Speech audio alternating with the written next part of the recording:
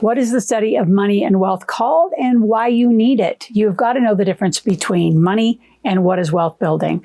So right now we're going to talk about the academic versus the practical use of the study and like what you are theoretically taught around money and wealth building versus how it's practically implemented. I think that's the biggest gap for a lot of you.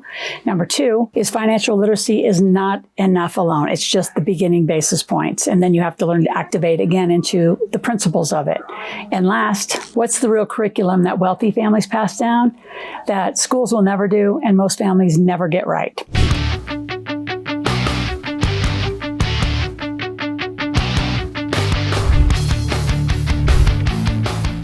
So the study actually is, in detail, the formal study of money and wealth spans economics, personal finance, financial planning, and behavior economics.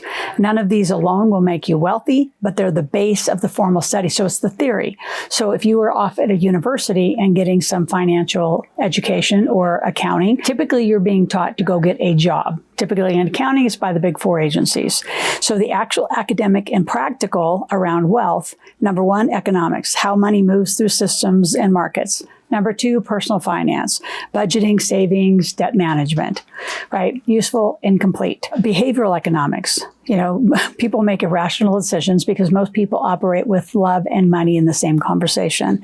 And then financial planning is, again, the professional field of structuring your assets, mostly into the stock market, bonds, mutual funds, indexes, etc.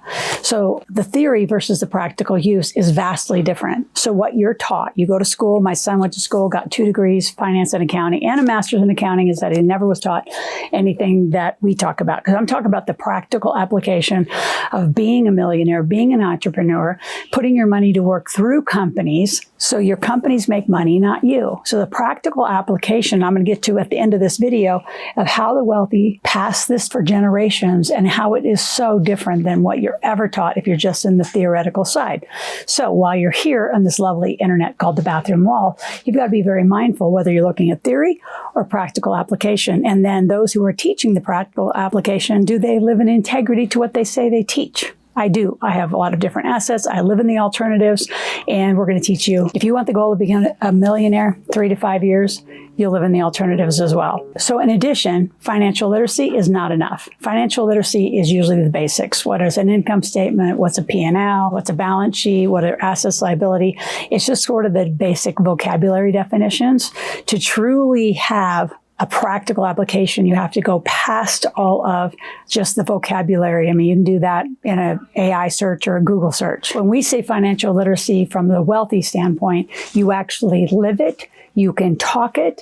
You actually have it integrated into your life. It's not just some theory of like, yeah, people do. No, I do. So it's a big difference on bringing that financial literacy and the application of it into you and your family's lives, including your children. Inside the Millionaire Maker, if you want to download it, it's in the show notes. Read up to chapter 3. There's a gap analysis, and the gap isn't just information about where you are and what you want. And then we would fill it in once you became a client on how you want to generate income and how you want to then invest in assets. It's actually the execution. It's the plan. It's how are you going to operate your core company? How's that company going to pay itself? So then you actually stack up money. So you're buying alternative assets and keep your tax basis as low as possible using every deduction. So the strategies are much, much different, and they're built for generational wealth. So before I continue and tell you what the families do that are wealthy, that do this for generations, I want you to subscribe to the channel, click the notification button, be here 5 days a week. We produce new content every day for you. If there's not content that is interesting to you, put it in the comment section and we will be happy to get that back out to you. If you totally really want to know about how to create wealth, I need you to learn corporate life.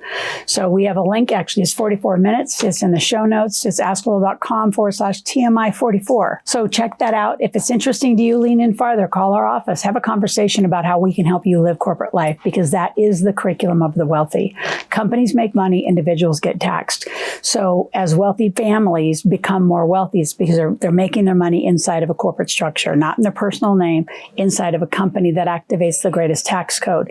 They have plans and alternatives and vehicles to move money from what you're actively making into investment vehicles, and And then from there into alternatives, if you want to buy gas and oil, real estate. We have apartments being looked at all over the Midwest by a whole bunch of our clients right now. It's super fun getting all their projects coming in. You can buy an RV park. You can buy a franchise. There's so many things you can buy, but the core operating company is where you're going to get the best benefit. And then all of those companies held in trust, loaded with life insurance, creates what we call the Rockefeller effect. So the entire integration of the plan is key. It's what's done differently. And by the way, it starts at home. So this is you training your families to live in this environment, to live practically inside of a corporate life. What does it mean to have a business deduction? What can't you deduct? What do you need to pay for personally? And truly understanding and living in it. Most people want to read about it and talk about it. They don't live inside of it. So that's the biggest difference between just knowing money, right? Because most people know money. Most people automate their money, which is ridiculous. So you never really look at your bank statements. You have everything on auto pay.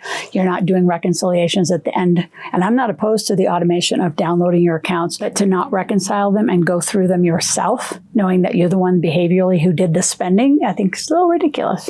And some of you just set it, forget it, and you never see it again.